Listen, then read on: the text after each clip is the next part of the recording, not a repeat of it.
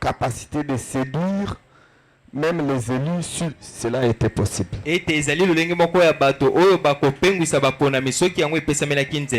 Parce qu'ils feront des miracles, ils feront des prodiges. Voyez? Mais pourtant, ils ne sont pas mandatés par Dieu. Donc ils ne sont pas mandatés, ils ne sont pas envoyés par Dieu. Mais ce sont les serviteurs du diable. Mais la chose étonnante est que ce sont des gens qui vont se servir de l'Esprit de Dieu. C'est-à-dire ils seront influencés par le véritable baptême du Saint-Esprit. Ils seront influencés par la véritable puissance du Saint-Esprit.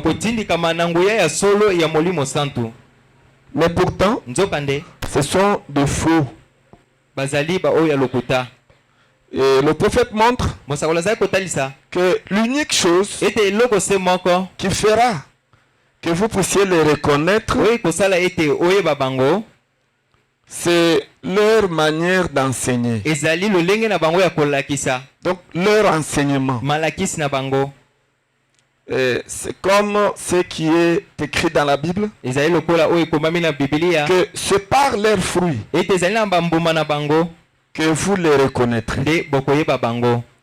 En fait, quand on dit que c'est par leurs fruits que vous les reconnaîtrez, ce ne sont pas des miracles. Ce n'est pas que vous les verrez faire des miracles, des prodiges, et d'avoir une vie de piété. Non. Tout ça, ce sont des bons fruits. Mais ce n'est pas ça qui va identifier les faux oins. Pour découvrir les faux oins, vérifier ce qu'ils enseignent. Donc leur enseignement, c'est ça le fruit qu'ils produisent, qui va vous permettre de distinguer le faux apôtres des vrais apôtres. C'est pourquoi faites attention à l'enseignement.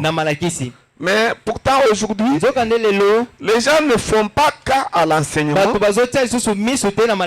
mais il faut cas au miracle, au prodige, à la manifestation de la puissance. Voyez? Et ce sont des gens qui sont puissamment utilisés.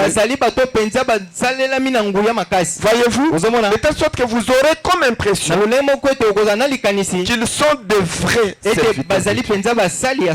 Mais pourtant, de faux. Voyez-vous? De faux. Donc ce sont là ce qu'on appelle les faux. Des personnes qui reçoivent l'onction véritable du Saint-Esprit, et pourtant ils sont de faux enseignants. Et le prophète a donné l'exemple du greffage. Vous avez un tronc principal qui peut être l'oranger. Maintenant, à l'oranger, vous pouvez greffer beaucoup d'autres branches d'arbres. Voyez? Vous pouvez mettre le manguier. Vous pouvez mettre le pamplemousse. Vous pouvez mettre le mandarinier. Vous pouvez mettre l'avocatier. Vous pouvez mettre le citronnier. Donc vous pouvez greffer ça sur l'oranger. Et puis toutes ces branches là vont vivre. Voyez-vous? Mais ils vont vivre au dépend de quoi? Ils vont vivre au dépend de la sève. Donc de la vie de l'orange, de l'oranger. Donc la même vie de l'oranger va nourrir toutes les branches que vous avez greffées. Voyez-vous, ils seront nourris de la même vie, de la même sève. Voyez-vous, mais vous allez les distinguer comment? C'est quand il s'agira de produire les fruits. Voyez-vous, quand on en arrive à la manifestation des fruits, chaque branche produira le fruit selon son espèce. L'avocatier va produire les avocats. Le citronnier va produire le citron. Voyez-vous, le mandarinier va produire la mandarine. Donc chaque branche que vous avez greffée va produire les fruits selon son espèce. Mais pourtant, toutes ces branches dépendent de l'oranger. Voyez, de la même vie, de la même sève. Voyez-vous, tandis que l'oranger continuera à produire les oranges. Voyez-vous, c'est comme ça que ça se fait. Et cela montre que si vous comprenez comment la nature fonctionne, vous comprendrez aussi comment la parole de Dieu fonctionne. Parce que Dieu est dans la nature. Et Frère Abraham a même déclaré que pour mieux comprendre la divinité, il faut comprendre mieux la manière dont fonctionne la nature. Voyez-vous, parce que Dieu est dans la nature. Et si vous comprenez la nature, vous comprendrez très bien comment Dieu fonctionne. Voyez-vous, donc ce sont des gens très subtils. Voyez-vous, qui reçoivent la véritable puissance de solo. Ils ne sont pas des magiciens. Ils n'ont pas de fétiche. Voyez-vous, ils n'ont rien en dehors de la puissance du Saint-Esprit qui les conduit. Mais pourtant, de faux. Voyez-vous, et qui entraîneront beaucoup de gens en enfer. Voyez-vous, c'est la catégorie des démons les plus mauvais. Et vous verrez qu'à l'extérieur, il n'y a rien à leur reprocher. Ce sont de très bonnes personnes. Ils ne mentent pas. Ils ne volent pas. Ils sont généreux. Généreux, c'est-à-dire ils donnent des choses aux gens. Ils sont paisibles. Voyez-vous, et dans leur esprit aussi, est pur. Voyez-vous, ils ont aussi un esprit pur. Mais le problème, c'est l'âme. Au niveau de leur âme, ils sont noirs. Voyez-vous, c'est là où se place l'incrédulité. Voyez-vous, et pourtant, ce qui sauve l'homme, ce n'est pas l'esprit, ce n'est pas non plus la chair, mais le salut vient de l'âme. C'est pourquoi la Bible déclare que l'âme qui pêche, c'est celle qui mourra.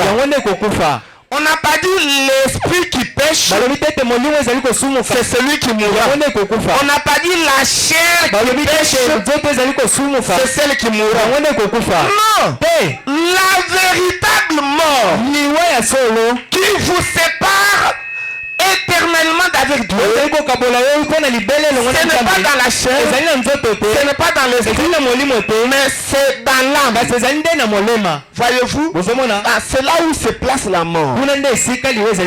Voyez-vous, et faites attention avec votre âme. Ne donnez pas votre âme à n'importe quel enseignant. Voyez-vous? Parce que si vous donnez votre âme à un faux, il va tuer votre âme. À l'extérieur, vous serez bon et vous aurez de bonnes pensées. Mais pourtant, dans votre cœur, dans votre âme, c'est obscur. C'est le diable. Voyez-vous? Et vous serez surpris. Ce sont des gens qui seront là au jour du jugement. Qui diront au Seigneur, oh Seigneur, mais tu me condamnes pourquoi? N'ai-je pas chasser les mauvais esprits en ton nom? N'ai-je pas imposé les mains aux malades et les malades étaient guéris? N'ai-je pas produit des miracles? N'ai-je pas fait des prodiges? Lorsque j'étais prédicateur, et le Seigneur les regardera en face.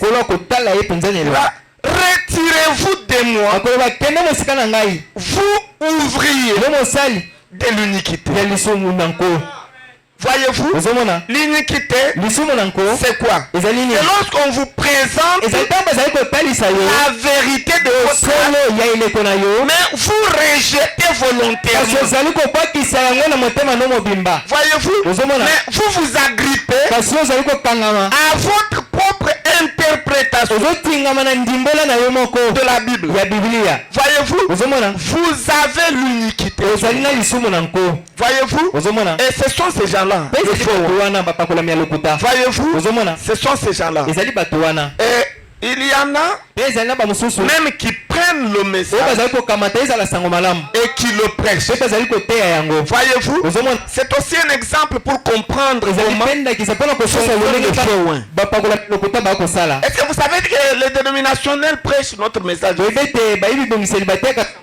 Dernièrement, j'étais surpris de voir un prêtre catholique. Son nom c'est Kanda. Pendant l'homélie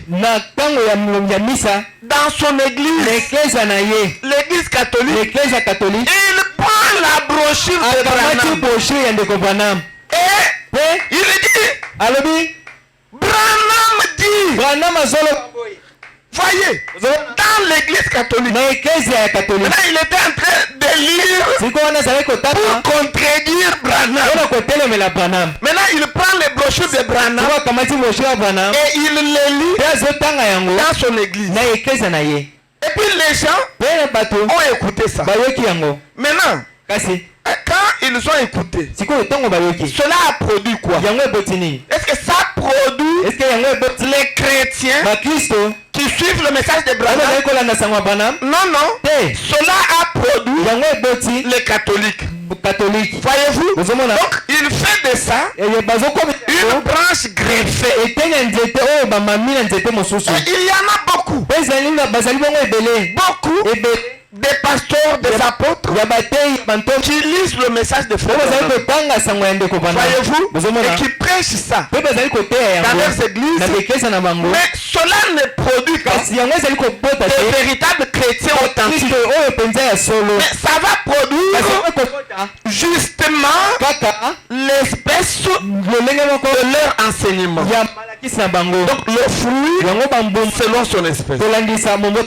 Voyez-vous? Donc on peut prêcher le message, mais produire autre chose que ça. Voyez-vous? Donc on est tout simplement comme une branche greffée. Et il y en a beaucoup. Voyez-vous?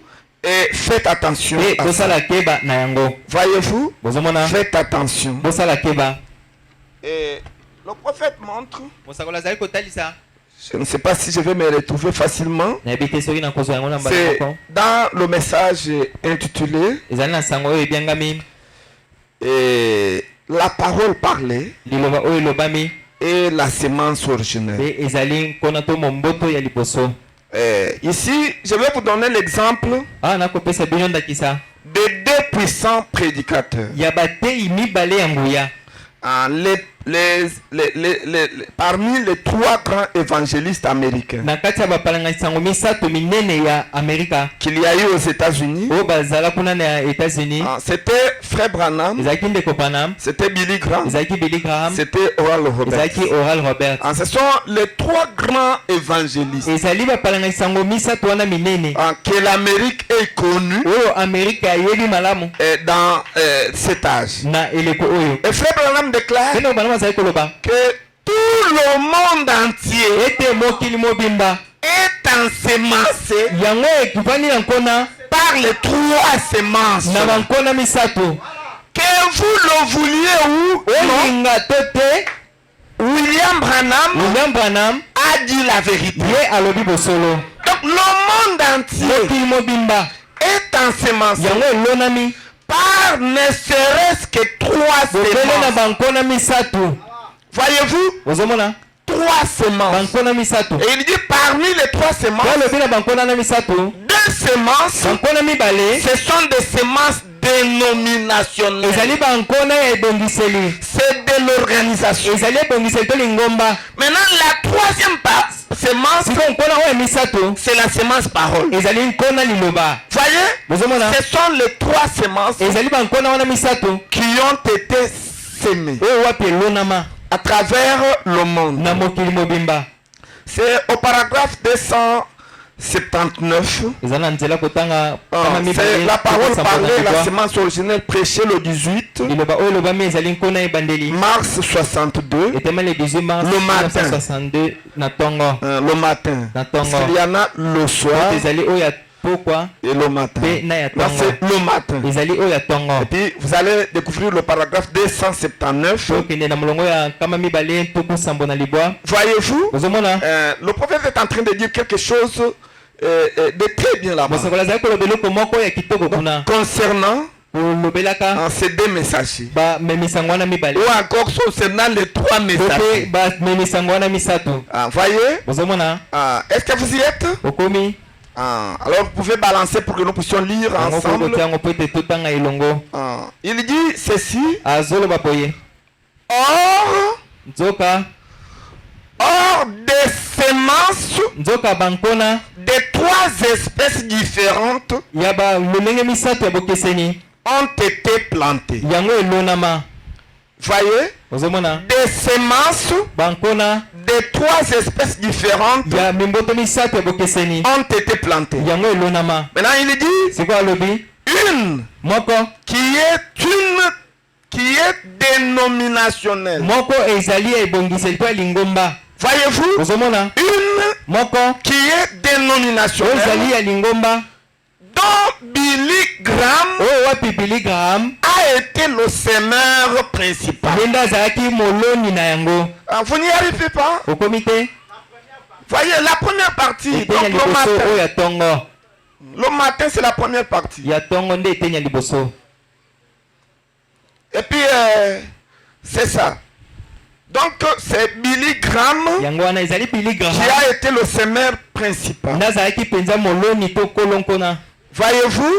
Et il continue de dire Oral Roberts, lui, pour les pentecôtistes, la semence pentecôtiste a été plantée. Et il dit c'est de l'organisation que je parle là. Voyez, c'est de l'organisation que je parle là. Donc, que ça soit Billy Graham, que ça soit Oral Roberts, c'est de l'organisation. Toutes les deux semences, ce sont des semences dénominationnelles. Voyez-vous, des semences dénominationnelles. Maintenant, je vais attirer votre attention. Pendant que notre sœur continue à chercher, certainement qu'elle s'est perdue vraiment. Donc, c'est le paragraphe 279. Maintenant, le prophète est en train d'expliquer que ces gens, la personne qui a prié pour eux, c'était Frère Branham. Est-ce que vous le savez? que ce soit Billy Graham, que ce soit Oral Roberts, le succès qu'ils ont eu dans leur ministère, cette onction-là qui les a accompagnés pour qu'ils puissent faire le tour du monde. Ils sont allés au monde plus même que Frère Branham. Surtout Billy Graham. Il a sillonné le monde plusieurs fois en train de prêcher Jésus-Christ. Voyez-vous? L'onction provenait de Frère Branham. Et c'était l'onction du véritable Saint-Esprit. Billy Graham n'était pas un féticheur. Il n'était pas de la loge mystique. Oral Roberts, il n'était pas un féticheur. Il n'était pas un franc-maçon. Non, c'était des gens, des serviteurs de Dieu, avec une onction authentique qu'ils ont reçu de Frère Branham. Voyez-vous? Et il s'est ajouté le troisième, c'était Tony Osborne. Lui aussi, c'est Frère Branham qui a prié pour lui. Écoutez son témoignage. Quand il a commencé à prêcher, il n'avait pas d'onction. Et il est allé au Frère Branham. Et Frère Branham lui a imposé les mains. Il a dit, Seigneur, remplis-le de la puissance du Saint-Esprit véritable. C'est à partir de ce moment-là que cet homme a eu la puissance partout. Tony Osborne marchait. Il y avait des miracles, des prodiges. Il a chassé de mauvais esprits. Écoutez, il a guéri les malades. Beaucoup de miracles dans la vie de ces évangélistes. Voyez-vous? Mais pourtant, ils ont reçu de qui? L'onction, c'est de Frère Branham. Voyez-vous? Maintenant, mais Frère Branham dit que ce sont des semences dénominationnelles. Et ailleurs il dit que ce sont les anges d'aveuglement. Voyez-vous? Il dit c'est comme ce qui s'était passé à Sodome et Gomorrhe. Il y avait combien de gens? Il y en avait 3. Voyez-vous? Et Frère Branham explique. Et ils étaient 3. Quand ils sont arrivés chez Abraham, l'un d'eux est resté avec eux.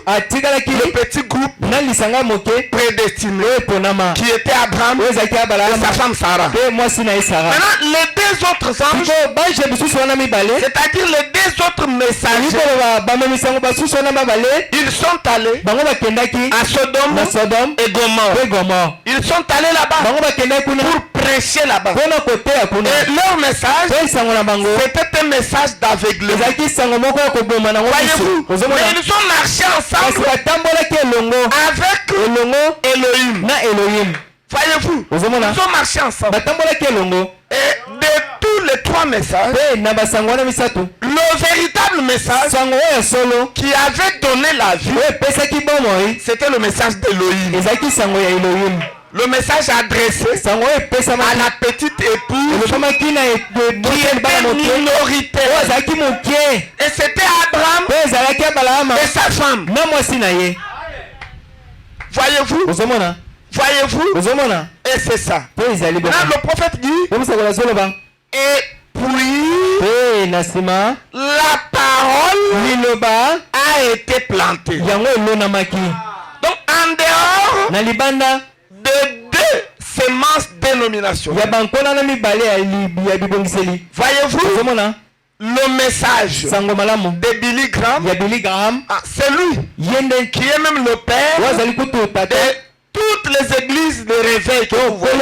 C'est l'inspiration de Billy Graham. Il y a Billy Graham. Et il a même créé une grande université aux États-Unis. Et puis on enseigne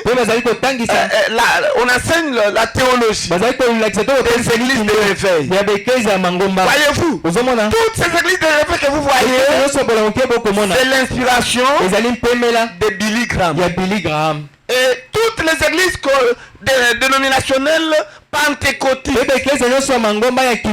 que vous voyez, 31e communauté pentecôtiste, 56e communauté pentecôtiste, c'est l'inspiration de Oral Roberts. Et ce sont des semences dénominationnelles. Voyez-vous, et à côté de ces deux semences, Branham dit, la parole aussi a été plantée. Et nous n'avons pas honte de vous dire que la parole qui a été plantée, c'est le message de Branham. Oh peuple de Dieu, ce message que vous voyez, c'est une semence. Et c'est ce qu'on appelle la parole parlée et la semence originelle. La parole parlée, c'est le message de Branham. Écoutez ce message. Ne pensez pas que ce sont les pensées de Frère Branham. Non, ce message, c'est la semence qui était tombée dans le jardin d'Éden que Dieu a ramené. Et il a remis ça aux hommes. Ce que nous avons perdu là-bas, c'est ce que nous avons récupéré. C'est pourquoi le prophète a prêché ce message-là. La parole parlée et la semence originelle. Vous savez, Dieu avait déclaré, il avait dit que chaque semence se reproduit selon son espèce. Et puis chaque semence a obéi. Elle s'est reproduite selon son espèce. Voyez-vous, mais il y a une semence qui ne s'était pas reproduite. Et c'est vous le savez. Il y a une semence qui ne s'était pas reproduite.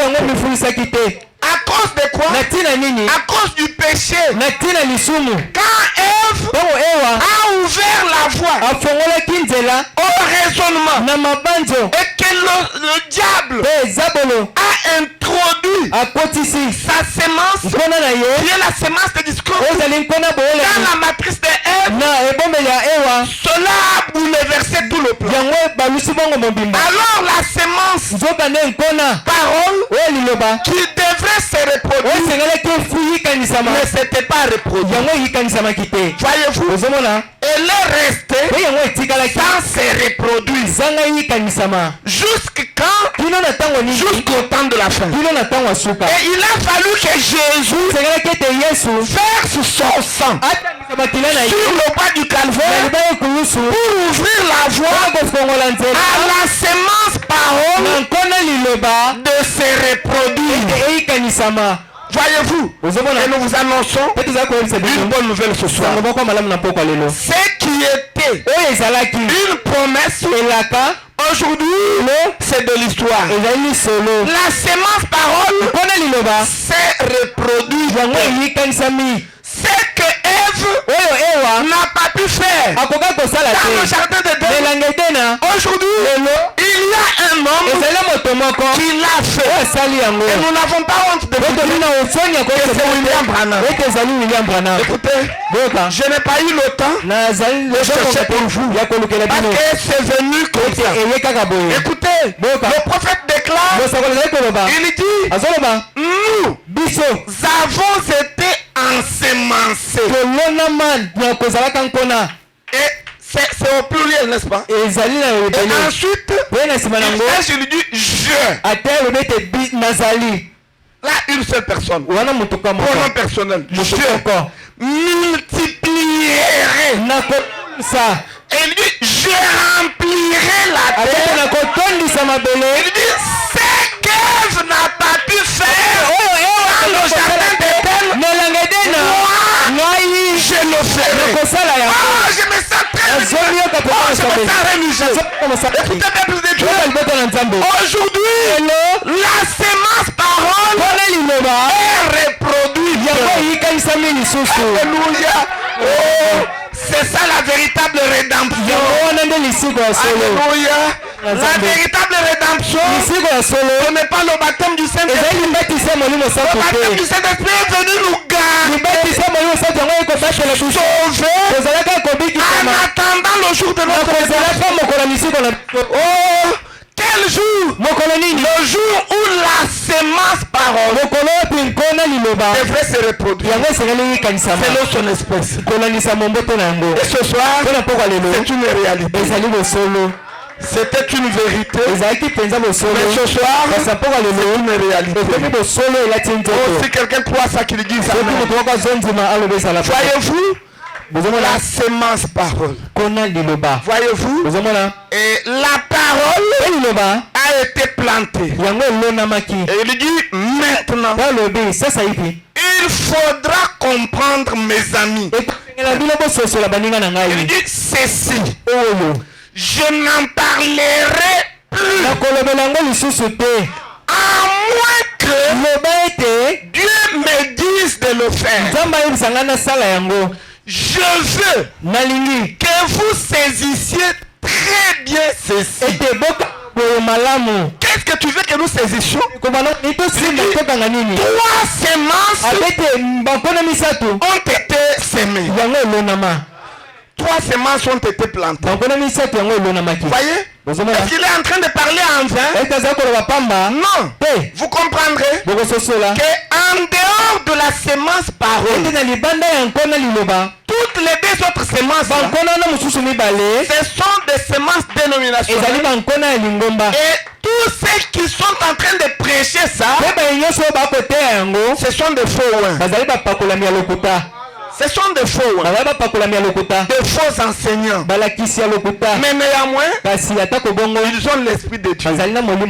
Voyez-vous, ils font des miracles. Billy Graham n'est pas n'importe qui. Oral Roberts n'est pas n'importe qui. Il pouvait se tenir dans un stade comme des martyrs. Il soulève la main comme ça, les gens tombent à la renverse. Quelqu'un vient estropier et puis il jette des béquilles. Ce n'était pas des gens n'importe qui. La puissance du Saint-Esprit en action. Mais pourtant, des dénominationnels, de faux oins. Écoutez, c'est pour vous dire qu'il n'y a qu'une seule onction que Dieu reconnaît. C'est l'onction qui est venue sur Branham. Voyez-vous, il n'y a qu'un seul Christ de l'âge que vous devez suivre. C'est William Branham. Tous les autres Christ, ce sont des faux oins. Voyez-vous, ce sont des faux oins. Il n'y a qu'un vrai oin, c'est Branham. Voyez-vous, parce qu'il est oint dans l'esprit et dans l'âme. Mais eux sont oints dans l'esprit. Et puis cet esprit influence la chair et il mène une bonne chose. Mais dans leur âme, c'est obscur. Et avec Frère Branham, l'obscurité n'est pas là. Mais l'onction s'assied dans l'âme. Et c'est cette onction qui prend, qui exerce la soumission sur l'esprit et sur la chair. Voyez-vous, la véritable vie doit être dans l'âme. Ce n'est pas dans les pensées. Comme le croix, c'est de la qu'on appelle de la science chrétienne. Est-ce que vous avez déjà rencontré ces gens-là? Vous avez besoin de fruits. Abraham dit, il n'y a aucune église qui peut s'égaler à ces gens-là en ce qui concerne les fruits de l'esprit. Voyez, ils sont honnêtes et leurs pensées sont correctes. Ils pensent toujours bien. Voyez-vous, mais pourtant, ils ne sont pas sauvés. Pourquoi? Parce que le salut, ça dépend de l'âme. Ça ne dépend pas de la chair, ça ne dépend pas de l'esprit, mais ça dépend de l'âme. Voyez-vous, ils n'ont pas reçu la parole. Voyez-vous, mais Dieu nous a fait grâce. Nous avons reçu quoi? La parole qui est plantée où? Qui est plantée dans nos âmes. Écoutez l'histoire de que le message de Branham soit planté dans vos cœurs. C'est ça la parole. C'est ça la semence. La parole parle. La semence originelle. C'est ce message. Ça doit être planté dans vos cœurs. C'est alors que vous aurez la véritable rédemption. Voyez-vous? C'est comme ça que les choses se font. Et le prophète donne quelques exemples. Il est en train de montrer que les faux, comme nous avons vu, la première caractéristique de ces faux, ce sont des gens qui ont tendance à enseigner comme doctrine un Christ historique, quelque chose qui a été, alors que Dieu est le je suis. Voyez-vous, ils ne vont pas prêcher Dieu dans sa position d'aujourd'hui. Non, ils vont prêcher Dieu dans sa position d'hier. Voyez-vous, mais quand vous leur présentez que son même Dieu là est dans telle position, ils ne vous croiront pas. Voyez-vous, ils vont vous prêcher Jésus-Christ en tant qu'agneau. Mais quand vous leur direz que celui qui était agneau, aujourd'hui, il est devenu le lion, ils ne vous croiront pas. Ils seront perdus. Écoutez, peuple de Dieu, nous sommes dans l'âge où l'agneau est devenu le lion. C'est ça l'âge dans lequel nous vivons. Oh, je me sens religieux. C'est ça Apocalypse 10. J'ai vu descendre du ciel l'ange puissant avec l'arc-en-ciel au-dessus de sa tête. Et il tenait dans sa main droite un petit livre ouvert. Et il a placé un pied sur la mer et l'autre pied sur la terre. Et il a crié d'une voix forte qu'il n'y aurait plus de temps. Et quand il a crié, cette tonnerre ont fait entendre leur voix. Comme quoi? Comme rugit le lion. Quand le livre d'Apocalypse 10 est révélé, les choses sont révélées, l'agneau devient le lion. Parce que les sept tonnerres rugissent comme le lion. Voyez-vous, c'est le changement de position. Voyez-vous, c'est Jésus qui change de position. Il quitte mettre la position de l'agneau, qui est un animal de sacrifice. On doit le tirer comme on veut. On va tailler les poils comme on veut, puisque c'est un sacrifice. Allez à gauche, il va. Donnez la tête, on va te poser. C'est l'agneau. Mais dans Apocalypse 10, il ne descend pas comme un agneau. Il descend comme un lion. Parce que c'est le temps de la réclamation.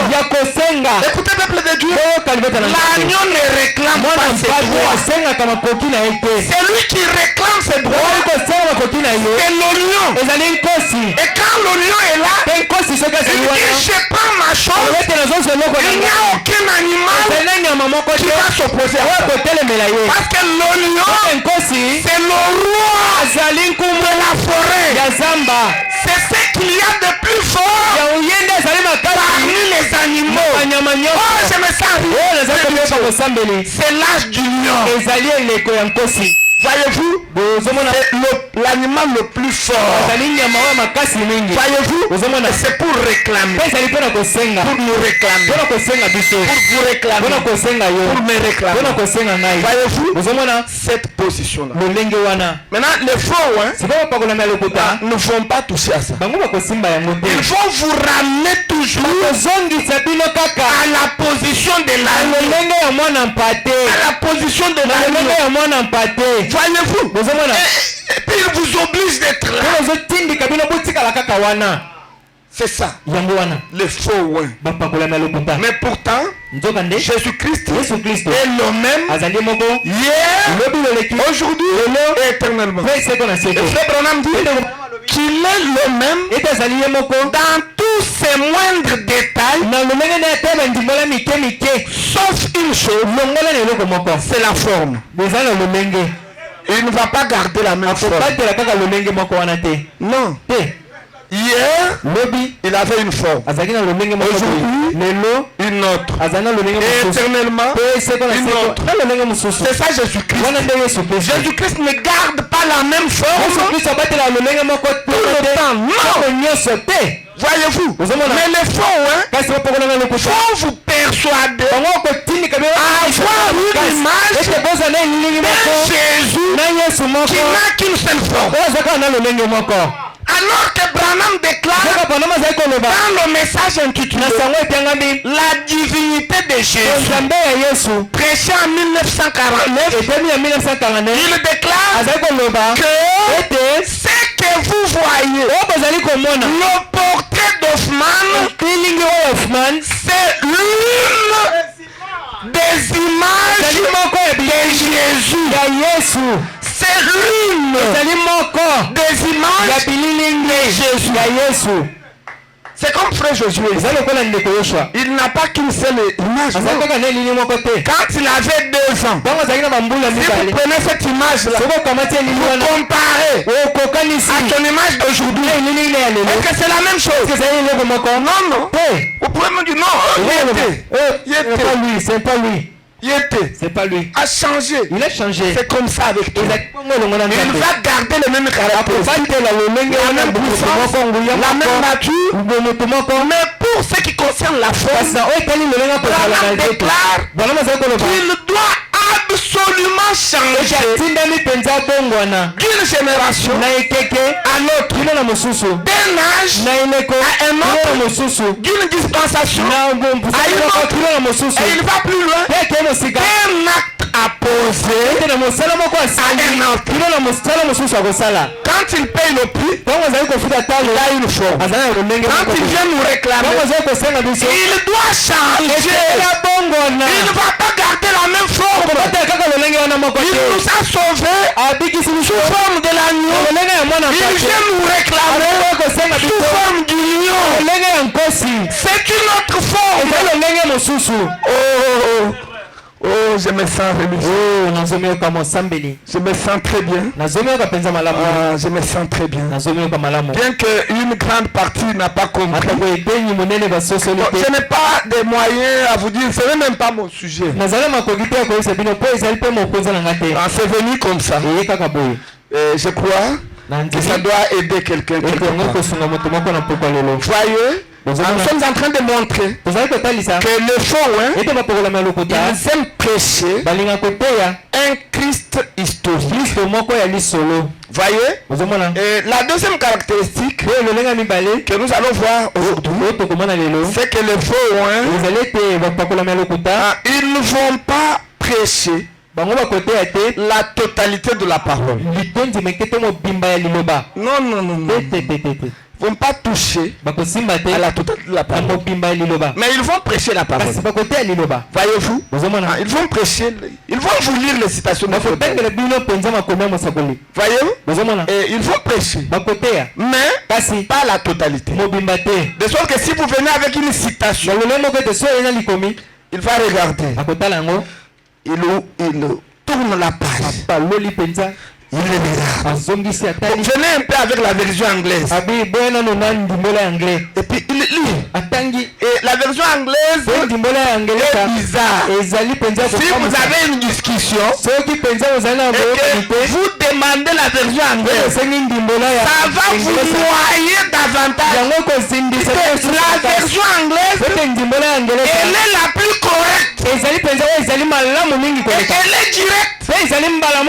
Les traducteurs nous mettent en confusion avec des acrobaties. Mais quand vous lisez l'anglais, c'est tout droit.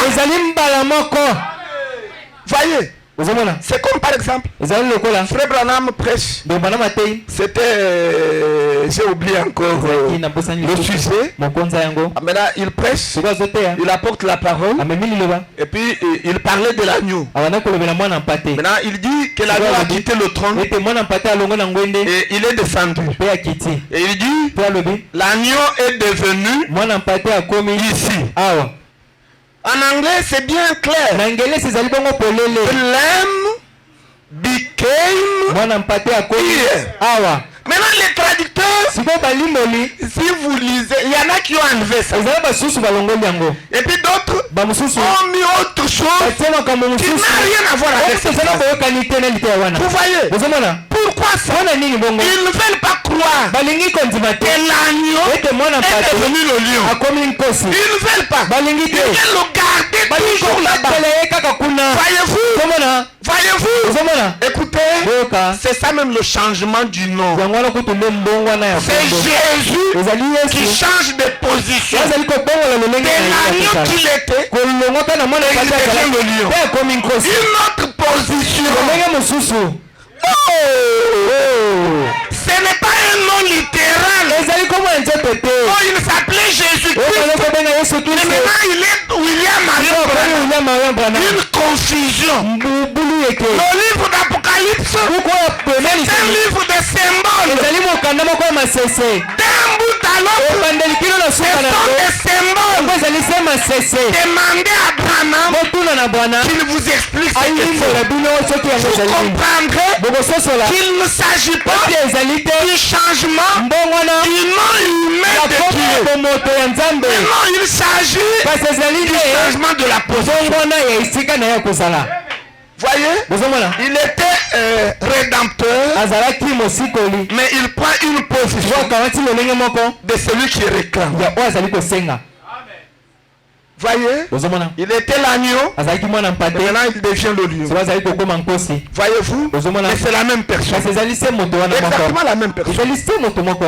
Voyez, qui change tout simplement de position. Dans le livre d'exposé des 7 âges de l'église, et vous allez directement à la page 85. Et puis nous allons lire à partir du premier paragraphe.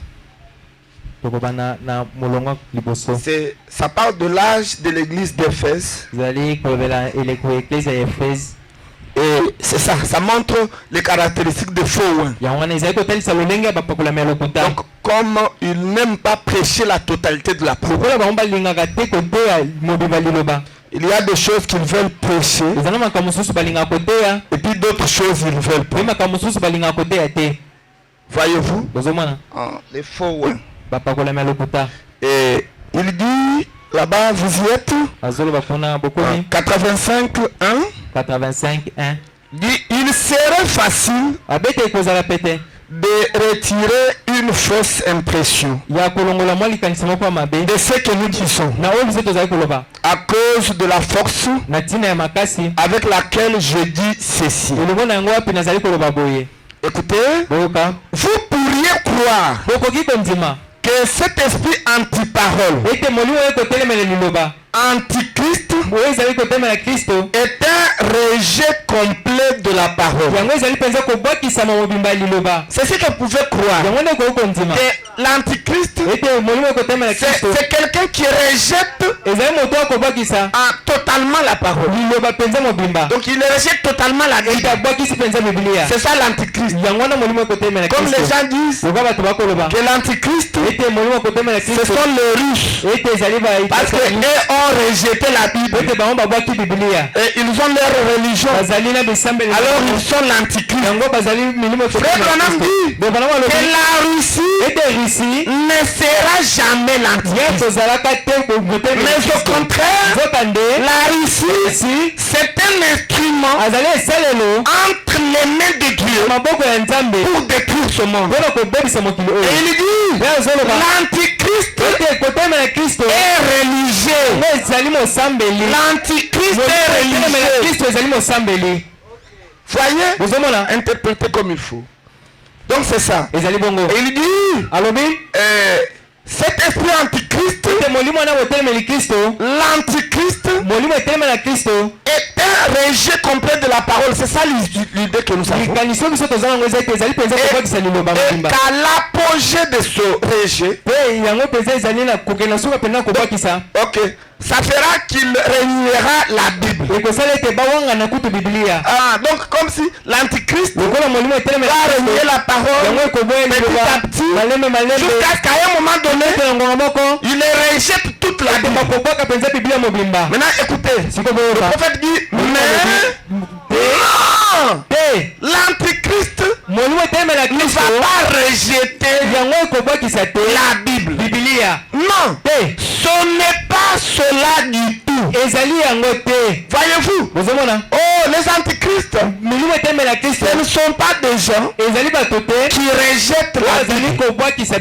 Mais au contraire, ils ont la Bible et ils prêchent la Bible. Mais le problème, c'est l'enseignement. Ils enseignent quoi? Voyez, en fait, c'est Apocalypse 22. 18, 19. Je le déclare à quiconque entend les paroles de la prophétie. Si quelqu'un y ajoute quelque chose, Dieu le frappera de fléau. Écrit dans ce livre. Et si quelqu'un retranche quelque chose, les paroles du livre de cette prophétie,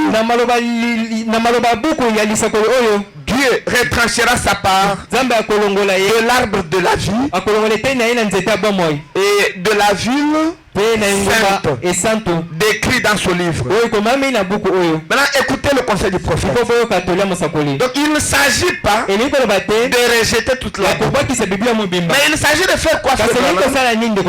Il s'agit d'échanger ne serait-ce qu'une seule parole en retranchant ou en y ajoutant. Voyez-vous, c'est ça. Soit vous retranchez, soit vous ajoutez.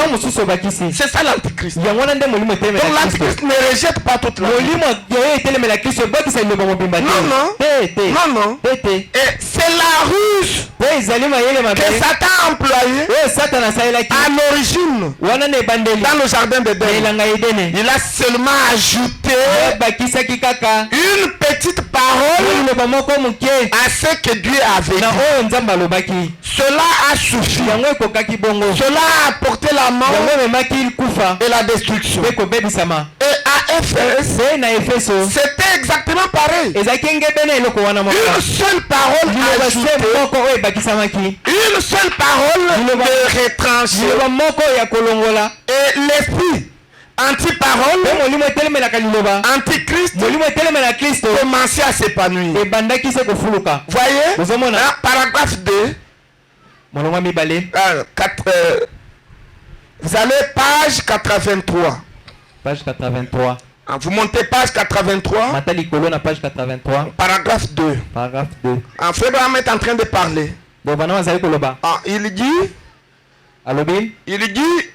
tu as éprouvé ceux qui se disent apôtres et qui ne le sont pas, et que tu les as trouvés menteurs.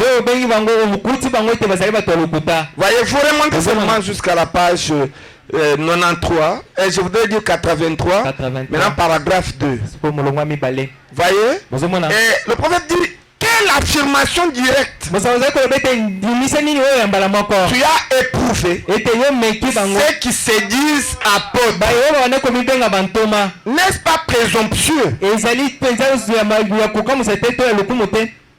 Quel droit ces gens ont-ils d'éprouver ceux qui se disent apôtres? Et comment les éprouvent-ils? Oh, j'aime ceci.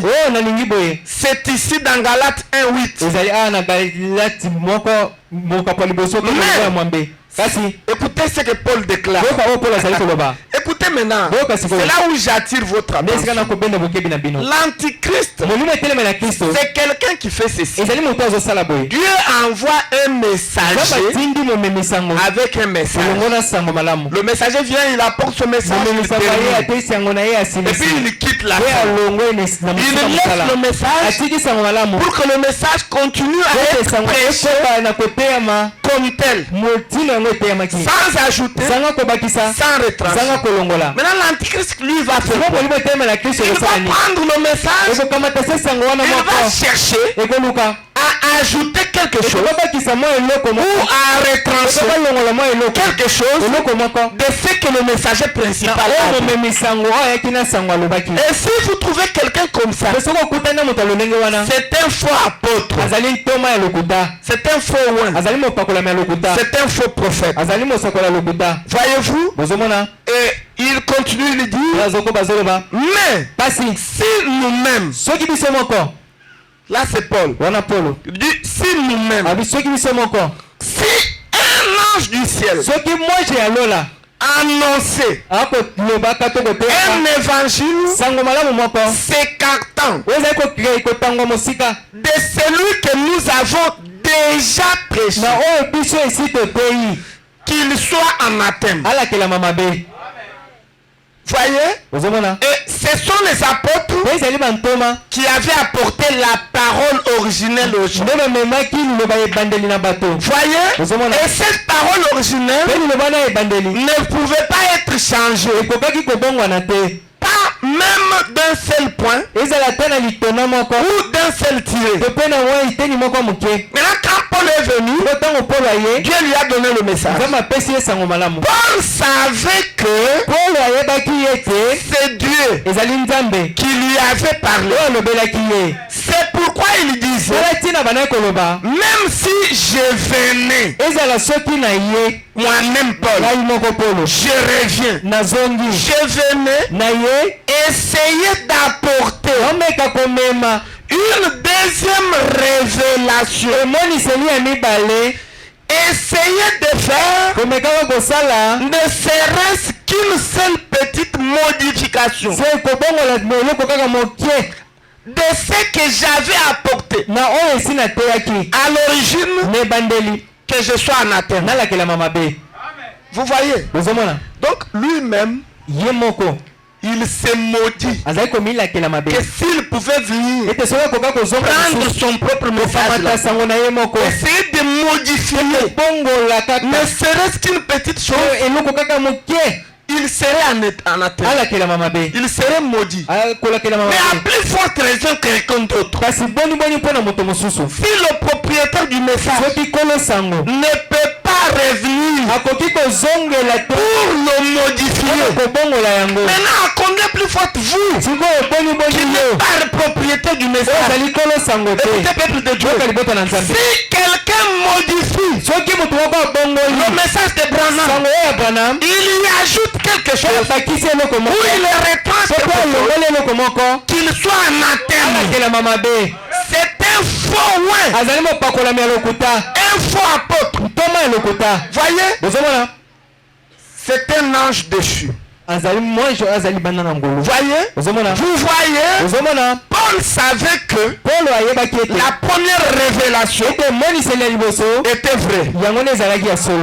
Écoutez, Dieu ne peut pas donner une première révélation puis ensuite une deuxième révélation.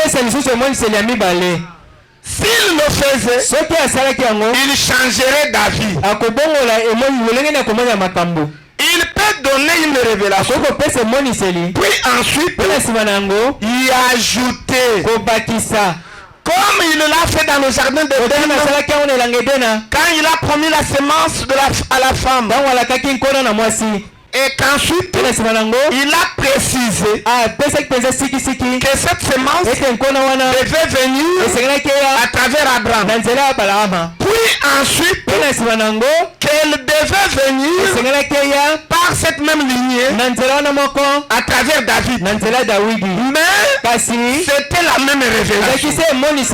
Voyez, elle donnait seulement plus de renseignements aux gens, plus de renseignements aux gens pour les aider à la recevoir et à la comprendre. Voyez-vous, mais la parole de Dieu ne peut pas changer.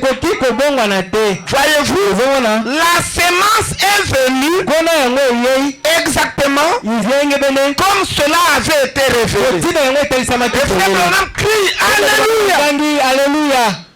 Et il dit, et voyez ce que faisaient ces faux apôtres. Ils apportaient leur propre parole. Voyez-vous, c'est ce que font des gens. Ils apportent leur propre révélation. Toutes ces églises de réveil que vous voyez, chacun a sa révélation de la Bible qu'il a tiré de je ne sais où. L'autre est allé tirer ça sur Mangenge. Voyez-vous, chacun essaye d'expliquer la Bible de sa manière. Et pourtant, dans chaque âge, Dieu envoie toujours un messager avec la révélation pour cet âge. Voyez-vous, c'est question d'identifier le messager et la révélation de votre âge. Vous vous y accrochez. N'écoutez pas les autres apôtres. Même s'ils font des miracles, même s'ils font des prodiges, cela ne doit pas vous impacter. Voyez-vous, la parole qui est la révélation complète de Jésus pour nous, c'est ce message de Branham. Voyez-vous, nous sommes en train de parler comme ça parce qu'il est plus tard que vous le pensez. Nous ne savons pas où est-ce que cette guerre de l'Iran nous amène. Il n'y a plus de temps où nous allons essayer de badigeonner la parole. Voyez, d'essayer de prendre la pilule qui est amère et de mettre un peu du sucre dedans. Non, nous sommes dans le temps où nous devons être très tranchant et dire au monde que soit vous croyez Branham et son message, vous vivez, soit vous les rejetez et vous mourrez. Voyez-vous, nous n'avons pas le temps de vous cacher le vérité. Voyez-vous, la vérité doit vous être apportée dans sa totalité. Et même si c'est dur, nous le croirons. C'est le temps de la récolte. Le temps de la moisson. Le temps de la moisson. Livré et identifié par ses fruits qui ont des épines. Et la vigne est identifiée. Ou le blé est identifié par ses fruits qui n'ont pas des épines. Et le fruit c'est quoi? C'est l'enseignement. Écoutez peuple de Dieu, tout enseignement qui va en l'encontre du message de Branham, c'est une semence dénominationnelle.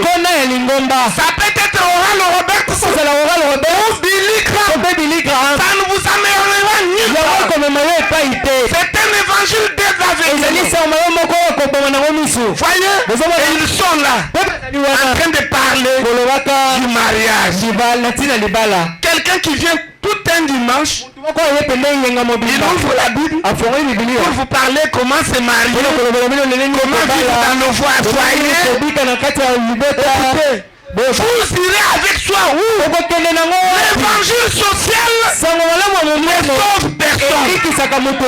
Ça c'est de la morale. Ça ne sauve pas. Pour que vous soyez sauvés, il faut la parole qui pénètre l'âme. Et la parole qui pénètre l'âme, c'est le message de votre temps. C'est ça qui vous sauve. Et malheureusement, même les pasteurs du message sont entrés dans la cadence. Les choses que nous devrons parler dans les réunions des jeunes et dans les réunions des mariés, ça fait objet de la prédication. Ici à la chair, dans vous, si vous n'avez pas d'inspiration, laissez-nous le message. Écoutez, vous venez montrer aux gens comment une femme et un homme doivent vivre, comment ils doivent partager le lit conjugal. Dans vous, ce n'est pas ça le message de Branham. Écoutez, touchez les sept sceaux. Prêchez Jésus-Christ dans sa position d'aujourd'hui. Il n'est plus un agneau. Il est le lion. Prêchez ça aux gens. Et dites aux gens que si vous rejetez Branham, vous rejetez le salut. Vous rejetez Dieu. Et vous êtes condamnés. Voyez. C'est ce que nous devons prêcher. Ce n'est pas de commencer à dire aux jeunes la fréquentation. Papa. Yo, bureau, salut méditation. Pour y côté à bateau, fréquentation n'est pas fréquentation moi aussi. Écoutez, voilà il y a réunion de jeunes. Écoutez, quand tu as le moyen, la possibilité de prêcher la parole. N'entrez pas dans les petites choses. L'évangile social. L'évangile social. Les gens aiment ça. Ils sont nombreux à écouter l'évangile social. Allons à l'Instagram. Là-bas. Et les filles sont toujours au-dessus. Nous serons toujours au-dessus. Parce que Dieu est celui qui est toujours au-dessus. Il est la même règle. C'est l'unique oiseau qui vole plus loin. Plus il vole, plus il voit clair. Écoutez, nous ici, c'est monter plus haut. Dans la révélation, pour voir clair Jésus-Christ manifesté dans des hommes. Oh, je me sens très bien. Parce que la parole parle et la semence originale. Et aujourd'hui, nous sommes manifestés. Écoutez mes frères, ce que Branham a déclaré, ce n'est pas de la blague. Parfois les gens lisent ça comme s'ils lisaient un roman. Écoutez, c'est une déclaration forte. Quand il peut se tenir là et vous dire que nous avons été ensemencés. Et il dit, je, pronom personnel, multiplier, je remplirai la terre. C'est qu'elle n'a pas pu faire dans le jardin d'Éden. Voyez, et aujourd'hui, cela s'est manifesté. La parole est reproduite dans votre âme. Écoutez, la rédemption, c'est l'âme qui devient la parole. Comme le prophète dit dans la prédication de la foi parfaite, il dit au fur et à mesure que vous acceptez la parole, vous devenez la parole.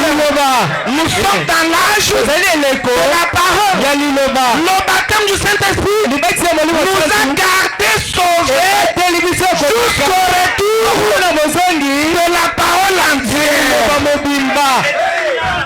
Et aujourd'hui, c'est le tout en tous. Jésus-Christ sur la terre, des hommes, des fils et des filles de Dieu qui sont la parole. Écoutez, n'écoutez plus les faux loin. Cherchez à écouter la parole. Quel que soit ce que ça va vous coûter comme voyez-vous, suivez ça. Et la récompense, elle est beaucoup plus grande. Est-ce que quelqu'un va suivre William Branham et son message? Nous n'avons pas honte de répéter ça. Suivez Branham et son message. La Bible dit, confiez-vous en l'Éternel, vous serez affermis. Et confiez-vous dans mes prophètes, vous réussirez. Nous remplaçons X par sa valeur. Confiez-vous en Jésus-Christ, vous serez affermis. Et confiez-vous dans Branham, vous réussirez. C'est ça notre foi. C'est ça notre folie de la prédication. Et quand vous croyez à ça, Dieu pardonne vos péchés. Et ce soir, tous vos péchés sont pardonnés. Dès que je vous vois, vous êtes sans tache ni ride. Parce que vous croyez la parole dans quelqu'un croit comme ça. Il y a un pouvoir clair pour le Seigneur. Est tout simplement merveilleux. Il est le Dieu de grâce, d'amour, de bonté. Que Dieu vous bénisse tous. Que Dieu vous guérisse. Que Dieu vous bénisse financièrement, matériellement, du côté santé, spirituellement, à tous égards. Recevez les bénédictions à cause de la parole que vous avez reçue ce soir. Que Dieu vous bénisse. Que Dieu vous bénisse. Que Dieu vous bénisse. Que Dieu vous bénisse. Nous allons nous tenir debout pour chanter le cantique Ils viennent de l'Est et de l'Ouest. Ils viennent de loin pays pour voir la face du roi et manger à sa table. Quels pèlerins sont-ils? C'est tout simplement merveilleux.